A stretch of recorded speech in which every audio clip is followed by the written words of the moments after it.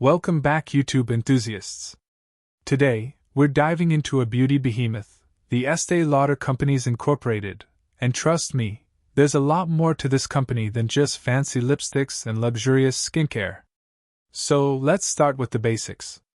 Estée Lauder's price-to-earnings ratio, or P ratio, is a whopping 65.72 over the trailing 12 months.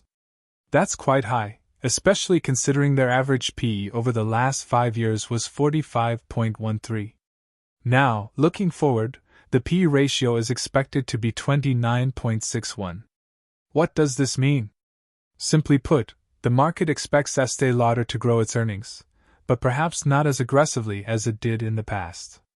And speaking of growth, let's talk about the PG ratio, which stands at 3.28.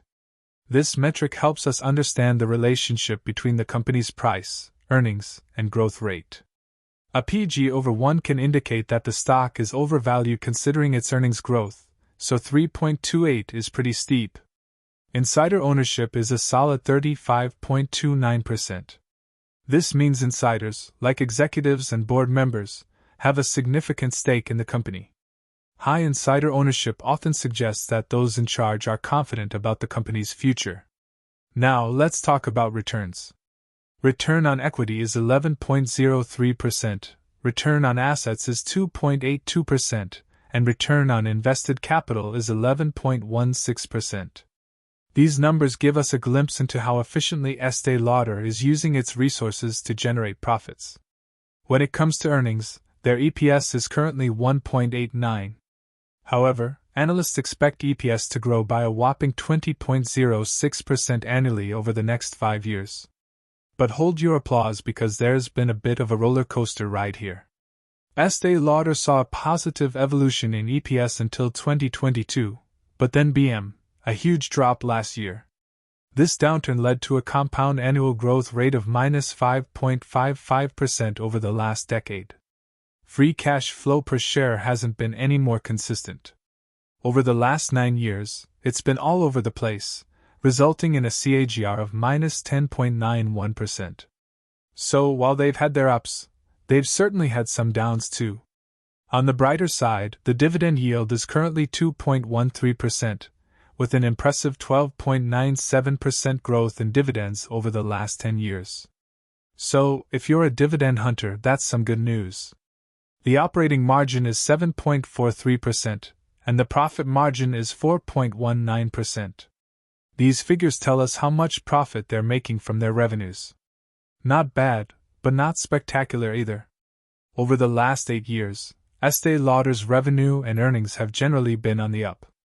However, despite this positive trend, their market price hasn't kept pace and they've had a much lower total return than the VO index over the past 5 years. Debt-wise, things are a bit concerning. Their debt-to-EBITDA ratio is 4.62, and debt-to-free cash flow is a hefty 8.98. This indicates they are quite leveraged, which can be risky. Personally, I don't like investing in companies with a huge debt such as Estée Lauder. The average price return over the last 52 weeks is -31.40%. Ouch! Estée Lauder's market cap is currently $44.23 billion. Finally, analysts predict that the stock price will rise to $153 in the next 12 months, up from $124.22.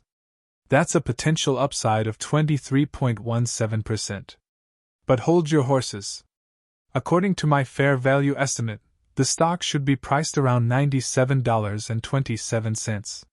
This suggests that even at its current price, Estée Lauder might be overvalued. So there you have it, the beautiful chaos behind Estée Lauder's financials. High insider ownership and decent growth potential, but with some serious concerns about debt and recent performance. Will they bounce back? Only time will tell. If you enjoyed this breakdown, smash that like button, subscribe for more juicy financial insights, and let me know in the comments what company you want us to analyze next.